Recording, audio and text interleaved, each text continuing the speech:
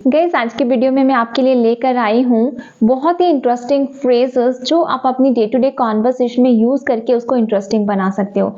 बहुत ही अमेजिंग सी फ्रेजेस हैं आपकी कॉन्वर्सेशन में। इन फ्रेजेस का होना बहुत ही इंपॉर्टेंट है। ये फ्रेजेस तो आपकी डे टू डे स्पीकिंग में होने ही चाहिए, आपको यूज करने ही चाहिए। आप कई बार बॉलीवुड स्टार्स को, बॉलीवुड पीपल को भी इन फ्रेजेस को यूज करते हुए जरूर सुनते होंगे। कई बार आपको समझ नहीं आता कि वो क्या बोलना चाहते हैं। जिस तरीके से वो बोलते हैं, वो एक सिंपल सी लाइन बोल के, इजी सी लाइन बोल के, एक ही लाइन में बहुत सारे वर्ड्स को, अपने जो एक्सप्रेशंस है, अपने इमोशंस है, उसको एक्सप्रेस कर देते हैं। सेम एज आप भी कर सकते हो। आज की वीडियो में कुछ ऐसे ही फ्रेजेस आपको सीखने को मिलेंगी, तो watch this video till end, try to learn and try to use in your conversation. So let's get started. आज की जो हमारी पहली फ्रेज है, पहला एक्सप्रेशन है, that is ask me no secrets, I tell you no lies. Ask me no secrets, I'll tell you no lies। इसका मतलब होता है कि मुझसे बस वही सवाल पूछो, ऐसे ही सवाल पूछो जिसका आंसर मैं आराम से दे पाऊं, बिना एम्बैरेस फील किए या ओपनली मैं आंसर दे पाऊं। ऐसे क्वेश्चंस मत पूछो जिसका आंसर मैं आपको ना दे पाऊं, मुझे झूठ बोलना पड़े। आप मेरे सीक्रेट्स के बारे में मत पूछो, ऐसे क्वेश्चंस मत पूछो जो मैं आपको नहीं बता सकता, उसका आंसर देने के लिए मुझे डेफिनेटली झूठ बोलना पड़ेगा, मुझे डिनाई करना पड़ेगा।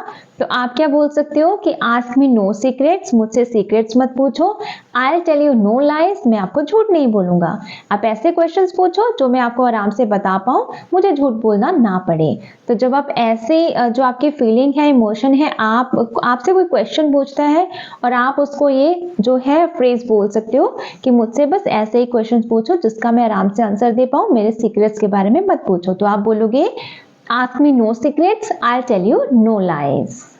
If you want me to answer you honestly, if you want me to answer you honestly, ask me no secrets, I'll tell you no lies. If you want me to answer you honestly, ask me no secrets, I'll tell you no lies. तो बहुत ही interesting सी phrase है, आप use कर सकते हो। Next जो phrase है, that is my heart skipped a beat. My heart skipped a beat. कई बार आप ऐसे बोलते हो ना कि मेरी तो धड़कन ही रुक गई थी, मेरी तो सांस ही रुक गई थी, है ना। कई बार आप एकदम से किसी चीज को देखकर बहुत एक्साइटेड हो जाते हो, या नर्वस हो जाते हो, या शॉक हो जाते हो, डर जाते हो। उस टाइम पे कई बार आप ऐसे बोल देते हो कि तुमने तो मेरी सांस ही रोक दी थी, या मेरी तो सांस ही रुक गई थी। नर्वस हो गए थे आप, या फिर आप शॉक हो गए थे, तो वहां पे हम यूज करते हैं my heart skipped a beat. ये आप एक्साइटमेंट के लिए, नर्वसनेस के लिए, या तो फिर जब आप शॉक हो, डर जाते हो, सभी सिचुएशंस में यूज करते हो। जब आप एकदम से अपनी धड़कन या अपनी सांस रोक लेते हो किसी चीज को देखकर एकदम से, तो हर सिचुएशन के लिए यूज हो जाएगा।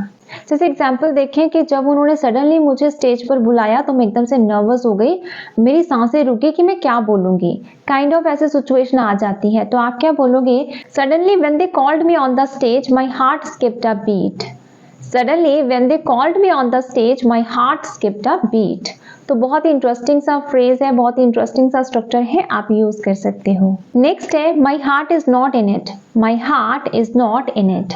इसका मतलब होता है कि आपको किसी काम को करने में इंटरेस्ट नहीं है, आपका मन नहीं लग रहा, आपका मन नहीं है, आपका मन साथ नहीं दे रहा। तो हम बोल देते हैं कि मेरा दिल नहीं है, मेरा मन नहीं है इसमें, मेरा मन नहीं है काम करने का। तो आप क्या बोलोगे, my heart is not in it. जैसे एग्जाम्पल देखें, if you want me to do this work I can try, but honestly my heart is not in it.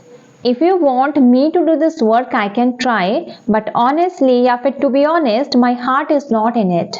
तुम चाहते हो तो मैं ये काम कर सकता हूँ, ट्राई कर सकता हूँ, बट मेरा मन नहीं है इस काम को करने का, मेरा मन नहीं लगता, मैं मन से नहीं कर पाऊंगा। If you want me to do this work, I can try, but my heart is not in it। Next अगर हम फ्रेज की बात करें, एक्सप्रेशन की बात करें, that is to have a big heart. To have a big heart, इसका मतलब होता है be supportive, be helpful, be generous और पोलाइट। मतलब पोलाइट रहो, काइंड रहो, जेनरस रहो। तो हम बोल देते हैं कि हैव अ बिग हार्ट, बड़ा दिल रखो मीन्स। जैसे एग्जाम्पल देखें, don't be so mean, have a big heart and help others, या फिर हेल्प द नीडी। ज्यादा मतलबी मत बनो, जेनरस रहो, पोलाइट रहो और दूसरों की मदद करो, या फिर जरूरतमंदों की मदद करो। Don't be so mean, have a big heart and help the needy या फिर help the people. Have a big heart and forgive her. Have a big heart and forgive her मतलब बड़ा दिल रखो, ठीक है, पोलाइट बनो और उसे माफ कर दो. Have a big heart and forgive her. Next है cross one's heart. Cross one's heart. इसका मतलब होता है कि पक्का, आप पक्का प्रॉमिस करते हो. Actually this is a way to make a promise. जब आप किसी को बोलते हो कि पक्का मैं ऐसा करूंगा या पक्का ऐसा है, पक्का मैं झूठ नहीं बोल रहा हूँ, पक्का मैं सच ही बोल रहा हूँ. मतलब जब आप किसी को श्योरिटी देते हो, श्योर करते हो कि जो भी मैं कह रहा हूँ वो सच है या फिर झूठ नहीं है या फिर मैं पक्का ऐसा करूंगा. प्रॉमिस जब आप सामने वाले से करते हो तो आप बोल देते हो श्योरिटी देने के लिए आई क्रॉस माई हार्ट. जैसे I help you until my last breath. I cross my heart कि मरते दम तक मैं आपकी मदद करूंगा, सपोर्ट करूंगा, पक्का प्रॉमिस है. I cross my heart. I support you until my last breath. I cross my heart. I never lie to you. I cross my heart. मैं कभी आपसे झूठ नहीं बोलूंगा, मैं पक्का प्रॉमिस करता हूँ. I cross my heart. I not lie to you. I cross my heart. I never deceive you. I cross my heart. तो आप इसको डिफरेंट वे में यूज कर सकते हो जब आप किसी से प्रॉमिस करते हो कि मैं ऐसा करूंगा या मैं ऐसा नहीं करूंगा, पक्का शॉर्टली है. नेक्स्ट और लास्ट है follow your heart. Follow your heart.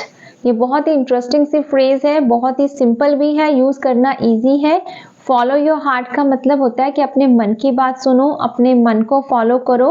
आपकी जो भी गट फीलिंग है जो आपको बोल रही है, आप उसके अकॉर्डिंग काम करो, चाहे वो रियलिस्टिक है, अनरियलिस्टिक है, जो आपका मन कह रहा है, ठीक है, जो भी आपका एम है कि ऐसा हो जाएगा, उसको फॉलो करो.